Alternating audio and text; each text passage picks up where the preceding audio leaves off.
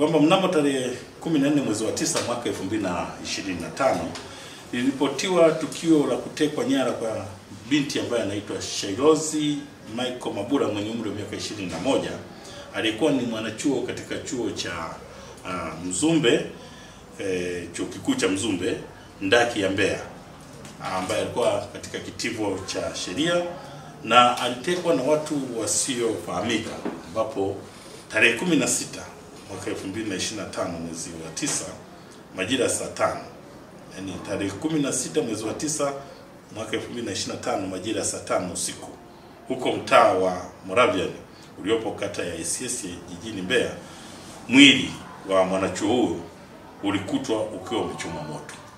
Kwa hiyo baada ya tukio la kutekwa, matokeo yake tarehe 16 mwezi wa 9 majira ya saa 5 za usiku kwenye huo mtaa wa Moravian niliosema, kata ya ICS, mwili huo ulikutwa ukiwa unachomwa moto. Kwa hiyo kufuatia tukio hili, jeshi la polisi mkoa wa Mbeya ilianza ufuatiliaji ili kuwabaini na kuwakamata wale wote waliohusika katika tukio hilo kwa kutumia kikosi chake cha askari mahiri wenye weledi katika masuala mazima ya ufuatiliaji wa matukio kama haya. Kwa hiyo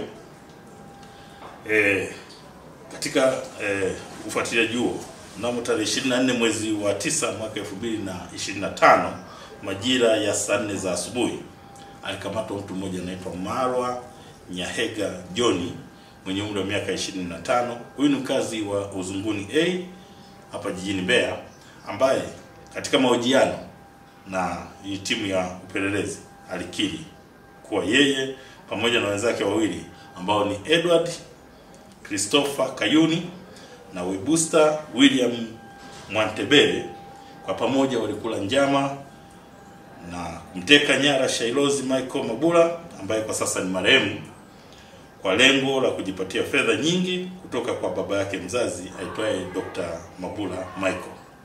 Kwa hiyo baada ya kumteka, walianza kupiga simu kwa familia yake kwa lengo la kujipatia fedha, na iliposhindikana kupata fedha hizo kwa kupoteza ushahidi, wakihofia kwamba wanaweza kukamatwa, walipanga kumuua binti huyo ili kupoteza sasa ushahidi. Awali walimnywesha sumu ambayo ni dawa ya kuulia magugu mashambani aina ya Roundup. Kwa hiyo iliposhindikana kuondoa uhai wake, waliamua kumnyonga kwa kamba hadi kufa, kisha kuamua sasa kwenda kuchoma mwili wake. Kwa hiyo baada ya kupata taarifa hiyo, ufuatiliaji uliendelea, na ilipofika tarehe 25 mwezi wa 9 mwaka 2025 alikamatwa mtuhumiwa mwingine ambaye anaitwa Webusta William Mwantebele mwenye umri wa miaka 27. Huyu ni mlinzi ambaye alikiri kushiriki kufanya tukio la utekaji na mauaji ya binti huyo, na alieleza kuwa tukio hilo walifanya kwa kushirikiana na wenzake ambao ni Marwa Nyahega John na Edward Christopher Kayuni. Aidha, alieleza kuwa anaweza kwenda kuonyesha askari watuhumiwa wengine walipo au watuhumiwa wenzake, kwani wamepanga kwenda mafichoni kwenye machimbo yaliyopo katika wilaya ya Chunya. Hii yote ni katika kukwepa mkono wa sheria usiwafikie. Kwa hiyo mnamo tarehe 27 mwezi wa 9 mwaka 2025 aliwachukua hawa askari polisi na kwenda nao katika kijiji cha Charangwa, eneo walilokuwa wamepanga kukutana. Askari polisi waliweka mtego kwa ajili ya kumkamata na kumnasa mtu huyu ambaye Webusta William Mwantebele, ambaye sasa ni mtuhumiwa katika kesi hii, alisema atawaonyesha. Kwa hiyo baada ya muda alifika mtu mmoja na mtuhumiwa huyo akawaeleza askari kuwa huyo aliyekuja ndiye Edward Christopher Kayuni na ndiye waliyeshirikiana naye kumuua yule binti ambaye nimemtaja Shailozi Mabula. Kwa hiyo askari alipojaribu kumkamata mtuhumiwa huyo, alichomoa kisu ghafla na kuanza kuwatishia askari kwa kutaka kuwachoma kwa kisu hicho. Kwa hiyo askari walifyatua risasi hewani na kumuonya mtuhumiwa ajisalimishe yeye mwenyewe na aache vitendo hicho cha kutaka kuwachoma askari, lakini alikaidi. Baada ya kukaidi amri hiyo, yeye aliendelea kumkunja shati ya askari, lakini kutokana na umahiri wa yule askari na mafunzo ambayo ameyapata ya kujihami, aliweza kumdhibiti. Lakini pia askari wengine waliokuwepo karibu waliweza kufyatua risasi nyingine iliyompata kwenye mguu wa kushoto na huyo mtuhumiwa akaanguka chini. Hii yote ilikuwa ni katika kumnyong'onyesha ili asiweze kuleta madhara kwa askari. Kwa hiyo wakati wa purukushani hizo, wakati zinaendelea, mtuhumiwa wa Webuster William Mwantebele naye aliona ndo nafasi ya kuweza kuwakimbia askari ili kukwepa mkono wa sheria usimfikie au mkono wa sheria dhidi yake usiendelee kumdhibiti. Ndipo askari baada ya kugundua hilo pia waliona na yeye waweze kumdhibiti kwa kupiga kwanza risasi juu, wakimuonya asiendelee kukimbia. Na hizo risasi zilizopigwa ni zaidi ya risasi 3 na kumtaka asimame, lakini alikaidi na kuendelea kukimbia kuelekea vichakani.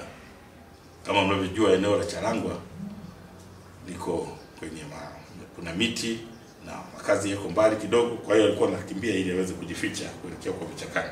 Na ndipo walipopiga risasi iliyopelekea kumjeruhi mguu wa kulia na nyingine ilimpata mgongoni na aliweza kuanguka chini. Kwa hiyo majeruhi hao wote wawili walichukuliwa kwa haraka sana ili kuwafikisha katika hospitali ya wilaya ya Chunya ili waweze kupata matibabu. Lakini walipofikishwa pale kwa bahati mbaya ilibainika kuwa tayari wamekwisha fariki dunia.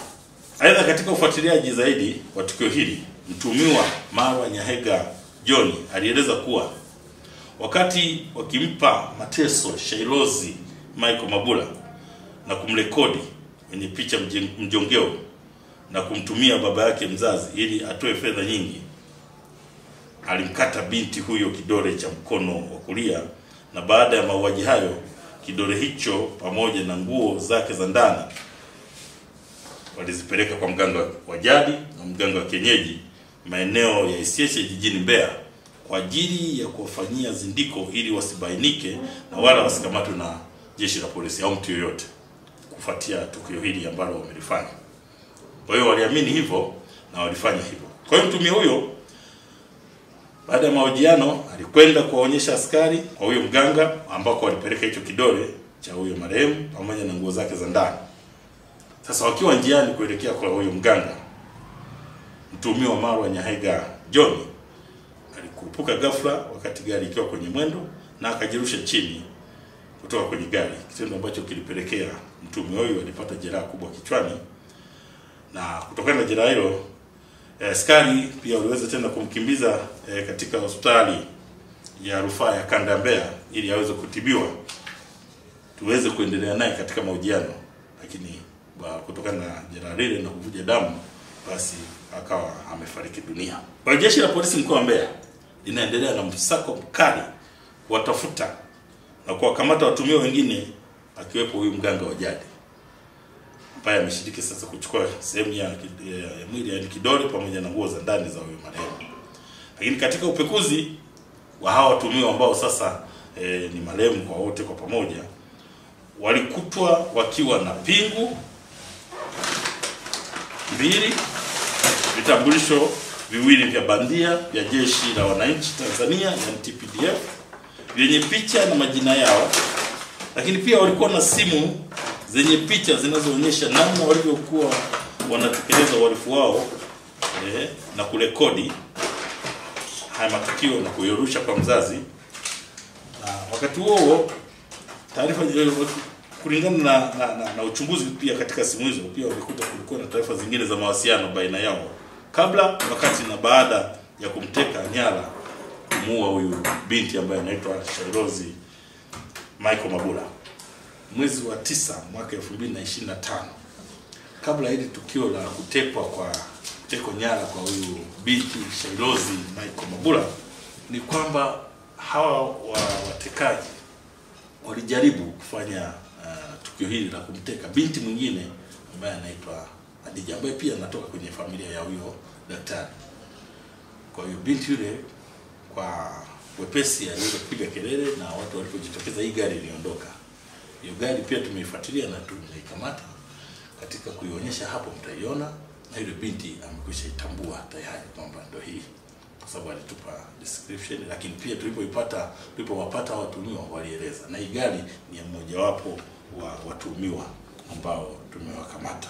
Jeshi la polisi mkoa wa Mbeya kufuatia tukio hilo linatoa wito kwa jamii, hasa vijana ambao kwanza ambao wamepata mafunzo ya ulinzi kwenye kwa mfano JKT na maeneo mengine. Haya mafunzo wayatumie kama ambavyo yanalenga kwamba wawe ni wazalendo, na watumie mafunzo haya kwa mujibu wa sheria na taratibu, na sio kutumia mafunzo haya kufanya vitendo vya uhalifu. Aidha, jeshi la polisi mkoa wa Mbeya linatoa rai kwa baadhi ya wananchi kuacha tamaa ya kujipatia mali na fedha kwa njia ya haramu, na badala yake wafanye kazi halali ya kujipatia kipato, kwani kama mnavyoona uhalifu haulipi na hauna nafasi katika jamii. Kumbuke kuwa walifanya uhalifu, watu wote wanaofanya uhalifu wajue kabisa kwamba jeshi la polisi mkoa wa Mbeya kwa kupitia askari wake mahiri watafanya uchunguzi wa kina, na kama tulivyokwisha sema kwamba mkono wa sheria lazima uwafikie, na ndivyo ulivyoweza kuwafikia, na utaendelea kuwafikia wale wote waliohusika katika mnyororo mzima wa tukio hili ambalo limesababisha taharuki na kuleta simanzi katika jamii ya jiji la Mbeya na mkoa wa Mbeya kwa ujumla.